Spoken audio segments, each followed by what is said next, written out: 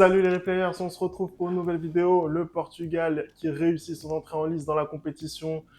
Victoire 2 buts à 1 face à la République tchèque. Anderson, c'était une deuxième période pleine de rebondissements, hein. Écoute, vraiment, on a très très bien mangé sur cette deuxième mi-temps, hein. Les Portugais qui ont enfin réussi à casser ce verrou des Tchèques, hein. Ils ont réussi à s'imposer dans ce match-là, à rebondissement. Bravo à eux pour cette rentrée en compétition et j'ai hâte de voir la suite. Tu peux envoyer ton générique, Femi. Vous d'ailleurs, n'hésitez pas à nous dire ce que vous pensez de cette équipe portugaise. Est-ce que vous la sentez capable d'aller chercher ce trophée? Et nous, on envoie le générique. C'est parti!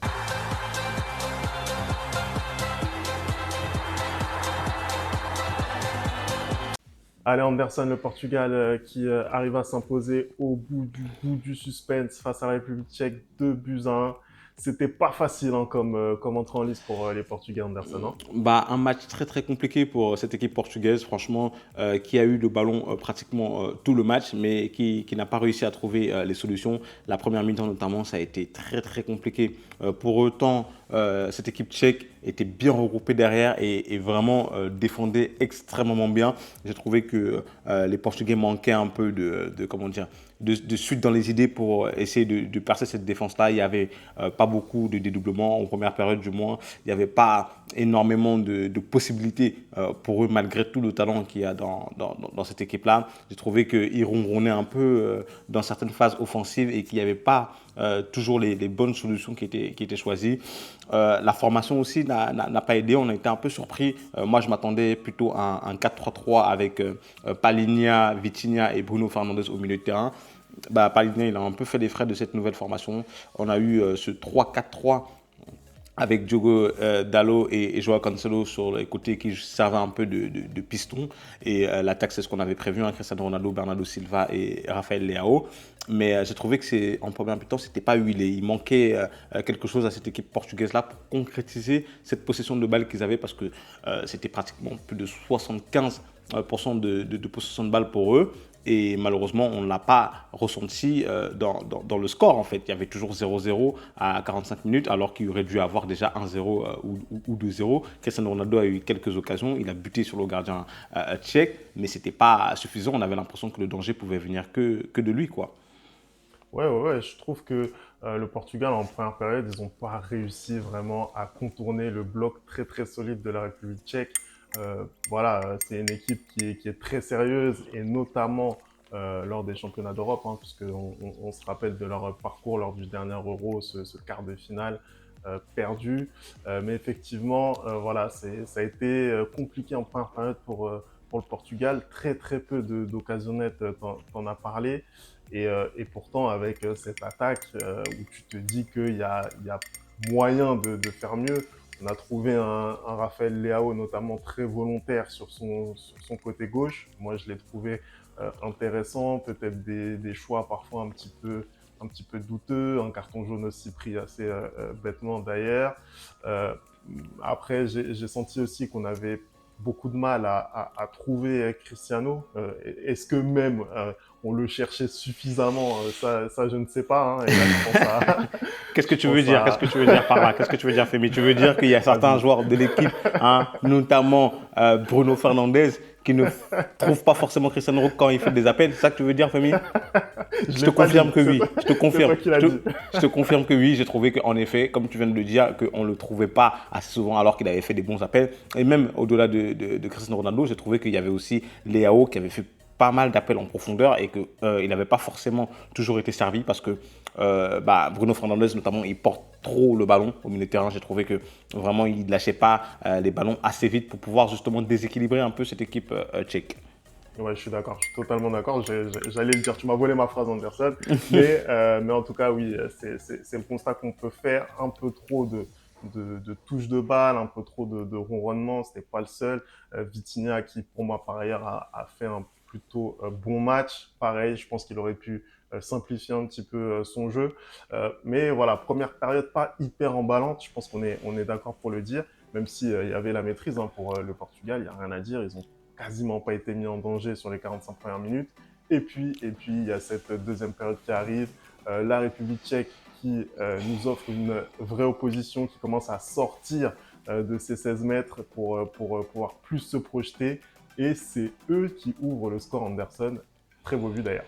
Bah, on l'a trouvé métamorphosée cette équipe parce que tout simplement, si on regarde la feuille des statistiques, pardon, je crois que jusqu'à la 25e minute, c'était moins de 50 passes réussies. Hein, c'est quand même très très faible. Et au fur et à mesure en fait que le match avançait, ils prenaient confiance. Et c'est pour ça que souvent on demande de tuer les matchs très rapidement parce que tu es un peu l'outsider de ce groupe-là. Tu vois que le match avance et le Portugal n'arrive pas à te mettre de but, donc du coup tu prends un peu la confiance. Tu arrives à la mi-temps à 0-0, donc c'est normal que tu te projettes un peu plus vers l'avant, c'est ce qui s'est passé. Hein. Et eux, à la première occasion qu'ils ont, la première frappe qu'ils ont eue, bah, c'est cadré et c'est but directement. Ils ont un peu marqué contre le cours du jeu. Et j'ai eu très très peur parce que je ne sais pas pourquoi je le sentais venir ce but. Vraiment, je le sentais venir. J'avais l'impression que les Portugais rataient beaucoup trop, qu'ils ne concrétisaient pas leurs occasions. Et je me suis dit, mais ils vont se faire punir, ils vont se faire punir. Et finalement, ils se sont fait punir. Et j'ai eu très très peur qu'il n'allait pas avoir ce sursaut d'orgueil. Mais ils ont réussi à bien réagir aussi par la suite. Bon, même si la réaction vient d'un but contre son camp, mais il fallait aller le provoquer. Et après, ils ont vraiment continué sur leur lancée, à savoir maîtriser le ballon. Et le but est arrivé. Hein. Ils ont cru d'ailleurs d'abord marqué par cette tête de Cristiano Ronaldo qui finit sur le poteau et ensuite Diogo Jota qui arrive à reprendre. Il faut qu'on parle d'ailleurs de ce genre de hors-jeu, Femi. C'est pas normal. Je suis désolé, c'est pas normal qu'on puisse signaler hors-jeu Cristiano Ronaldo alors qu'il y a un demi-centimètre de son épaule qui est devant. C'est pas normal. Écoute, pour moi, la règle, c'est la règle. Tu vois ce que je veux dire? Quand on est victime de ce genre de règles, bah, c'est sûr que ça fait mal. Mais à un moment donné, la règle, c'est la règle. Il faut forcément que tu mettes la limite quelque part. Tu vois ce que je veux dire? Si tu mets la limite plus loin, tu auras toujours un moment où ça sera juste. Tu vois ce que je veux dire? Donc, forcément, la limite, il faut la mettre quelque part. Cristiano Ronaldo est hors jeu pour un demi-millimètre. Bon, bah, c'est la règle, c'est le jeu. Et d'ailleurs, bien leur en a pris, puisqu'ils ont pas arrêté, ils ont continué leurs efforts, et ça a payé, ils ont réussi à mettre ce deuxième but. Mais oui, en deuxième période, les Portugais beaucoup plus tranchants, le jeu il s'est beaucoup plus, j'allais dire vraiment libéré. Tu vois, il y a eu des situations des deux côtés, mais voilà, ils ont réussi à faire la différence. D'abord par ce premier but 100% parisien, j'ai envie de dire, hein, puisque on a encore un service de Vitinha pour Nuno Mendes. Et puis sur ce but de Conceição qui marque son premier but en sélection et qui libère tout un pays. Le Portugal qui en plus voilà, n'a pas forcément l'habitude de réussir ses entrées en lice. On sait que notamment à l'Euro 2016, c'est cette entrée en lice et cette phase de poule qui a été très compliquée. Il se qualifie en tant que meilleur troisième pour après aller chercher le trophée en fin de compétition face à la France. C'est les entrées dans la compétition, c'est toujours quelque chose de particulier. Moi, je dis que le plus important, toujours, c'est de prendre les 3 points. C'est ce qu'ils ont réussi à faire. Donc, pour moi, c'est mission accomplie pour les Portugais. Ils n'avaient pas besoin de plus. Ils auront le temps de se rassurer.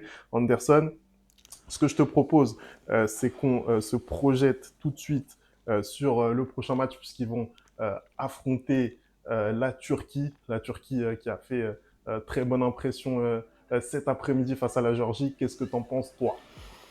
Tu viens de le dire en fait, une équipe turque qui a fait une grosse impression face à la Géorgie. Hein. Première mi-temps, ils ont bien dominé, ils ont eu le ballon, ils ont fait des séquences de jeu vraiment très intéressantes. On a l'impression vraiment qu'ils sont venus pour gagner ce match-là.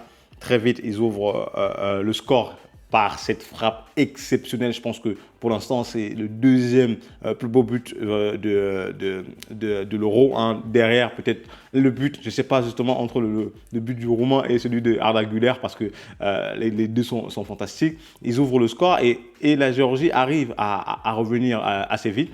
Mais malgré ça, ils continuent leurs efforts et ils sont allés gagner ce match-là. Moi, de ce que j'ai vu de la Turquie, c'est que c'est une équipe très joueuse, hein, mais c'est aussi une équipe qui concède pas mal d'occasions. Je pense que si les attaquants géorgiens avaient été un peu plus efficaces cet après-midi, on aurait pu avoir un autre score. Mais contre le Portugal, je ne sais pas ce que ça va donner parce que le Portugal aussi m'a donné l'impression d'avoir du mal à attaquer quand une équipe est bien regroupée en bloc, a pas forcément trouvé les espaces ou pas forcément trouvé les centres et les décalages qu'il faut. Donc je pense que cette équipe turque aura un peu plus de rigueur que la République tchèque en défense et surtout, pour moi, ils peuvent faire bien plus mal que la Géorgie en contre-attaque, la Turquie avec notamment les jeunes qu'il y a dans leur effectif. Donc c'est un match assez compliqué à pronostiquer. Comme ça, si je devais dire quelque chose, je dirais match nul. Voilà, je pense que le match nul arrangerait les deux équipes et tout le monde est qualifié et puis tout le monde est en huitième de finale. Voilà. Écoute, on verra ce que ça va donner pour les Portugais. En tout cas, ils réussissent leur premier match victoire face à cette équipe de République tchèque. Merci d'avoir regardé cette vidéo. On n'oublie pas les bonnes habitudes, @le replay foot. Dites-nous, vous, dans les commentaires, ce que vous avez pensé de la prestation des Portugais, et notamment les cas individuels, hein, que ce soit Cristiano Ronaldo, D'ailleurs, on Rafael n'en a pas Leao, parlé. Hein. On n'a pas parlé de et, Cristiano Ronaldo. et Incroyable. j'en passe, toujours à 39 ans, qui dispute son sixième Euro, qui est toujours impérial. Voilà, dites-nous, vous, ce que vous en avez pensé. Et puis nous, on se retrouve très très vite pour une nouvelle vidéo. Ciao!